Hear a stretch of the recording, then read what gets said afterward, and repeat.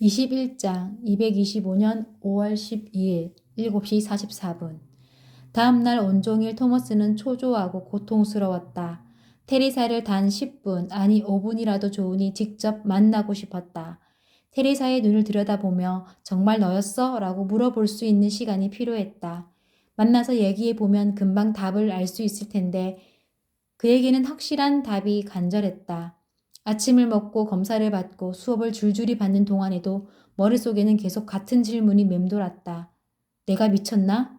그날 아침 페이지가 데리러 왔을 때 토머스는 하마터면 그 두려운 질문을 할 뻔했다.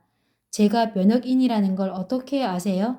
토머스는 이렇게 돌려 물으며 페이지의 표정을 신중히 살폈다. 페이지는 그를 데리고 복도를 걸어가면서 아무렇지 않게 대답했다. 간단해. 내 혈액 구조와 유전자, 뇌척수에게는 특정한 표지가 있는데 면역연들은 그 표지를 공통으로 갖고 있어. 많은 연구 끝에 밝혀낸 사실인 만큼 확실해. 토머스는 생각을 해보았다. 페이지가 진실을 얘기하고 있다는 느낌이 들었다. 페이지가 덧붙여 말했다.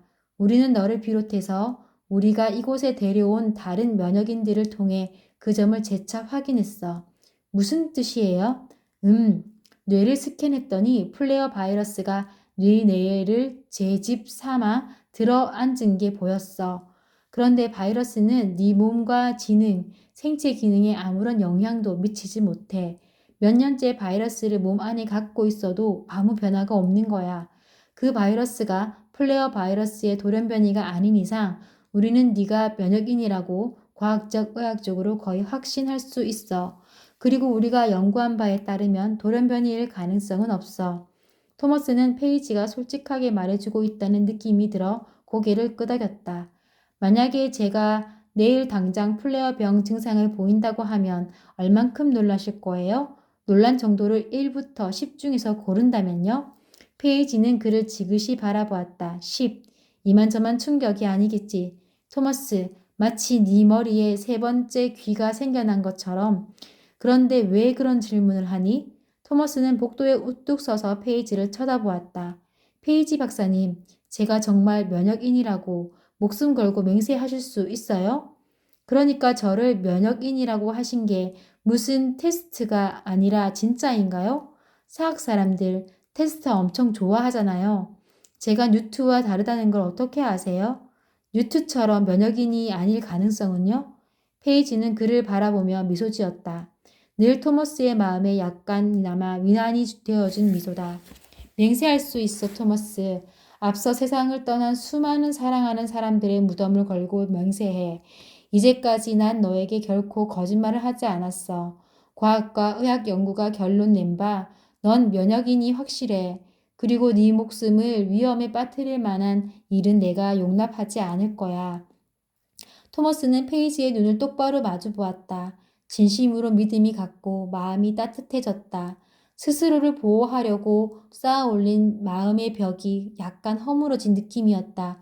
그런 건 왜 묻니? 무슨 일 있어? 토머스는 하마터면 머릿속에서 목소리가 들린다고 사실대로 털어놓을 뻔했으나 입 밖으로 나오기 직전에 애써 말을 돌렸다. 꿈요. 요즘 계속 제가 미쳐버리는 꿈을 꾸고 있어요. 제일 끔찍한 건 꿈속에 저는 제가 미쳤다는 사실을 인식 못한다는 거예요. 광인들은 자기네가 정신 나갔다는 걸 알까요? 우리가 광인이 아니라는 건 어떻게 알죠? 페이지는 타당한 질문이라는 듯 고개를 끄덕였다. 그 주제는 철학 수업 시간에 다뤄야 할 것 같구나. 다음 달에 하면 되겠어. 페이지가 다시 걸어가기 시작하면서 대화는 그렇게 끝이 났다. 토머스는 방에 돌아와 앉아 아침에 페이지 박사와 나눈 대화를 다시금 곰곰이 생각해 보았다. 잠에서 깬 후 줄곧 토머스는 테레사가 한 번 더 말을 걸어주길 원했으나 동시에 그러지 않기를 바랐다.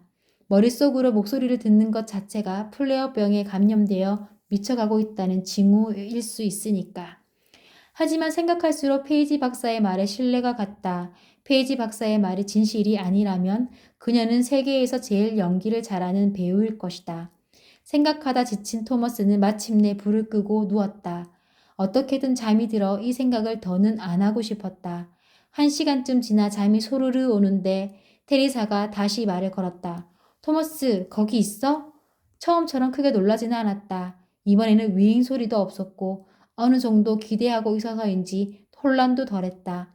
그래도 목소리를 듣자마자 잠이 확 달아나 벌떡 일어나 앉았다. 그러다가 아예 침대에서 일어나 책상 옆에 가 앉았다. 나 여기 있어. 토머스는 소리내어 말했다. 혼자 그러고 있자니 또 바보가 된 기분이었다.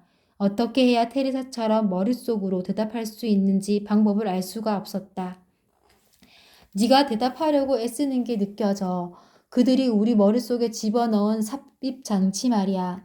그 장치가 삽입된 후에 달라진 점이 뭐가 있는지 알아내려고 이리저리 생각을 해봤어. 그런데 너에게 말을 전하려고 안간 힘을 쓰다 보니 그 장치가 작동하더라. 토머스는 멍청이처럼 혼자 고개를 끄덕거렸다. 소녀가 텔레파시로 말하는 걸 일상처럼 받아들이다니 정말 이상한 일이 아닐 수 없었다. 일단 집중해야 돼. 머릿속에서 이질적인 물체를 감지해서 거기 집중하는 거야. 바짝 집중해. 실제로 해보지 않으면 잘 이해가 안 될 거야. 머릿속으로 빠르게 흘러 들어오는 테리사의 말은 더 이상 통증을 유발하지는 않았지만 여전히 그를 혼란스럽게 만들었다. 알았어. 토머스는 테리사가 못 듣는 줄 알면서도 대답했다. 오늘 밤 자기 전에 해봐.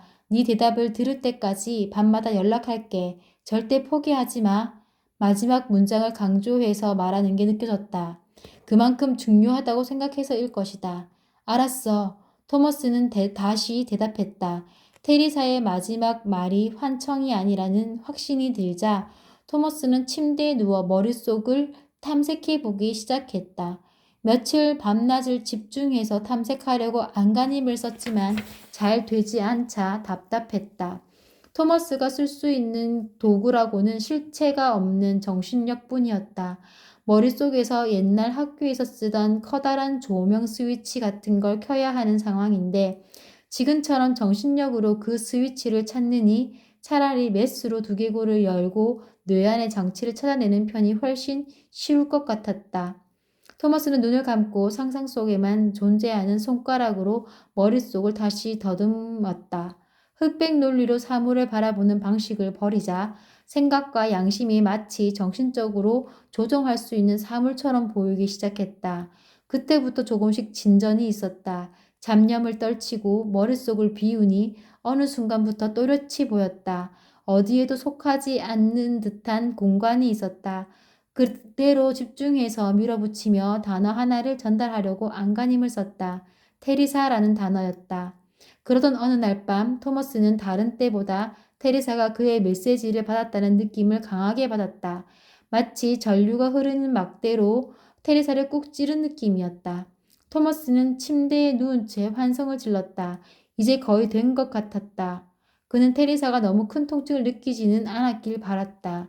테리사가 그에게 말을 전했다. 계속해. 거의 다 됐어. 그리고 다음에는 내 누나를 감전시키지 않게 조심해. 무슨 뜻인지 정확히 알 수 없었지만 듣는 내내 웃음이 났다. 그리고 계속 집중했다.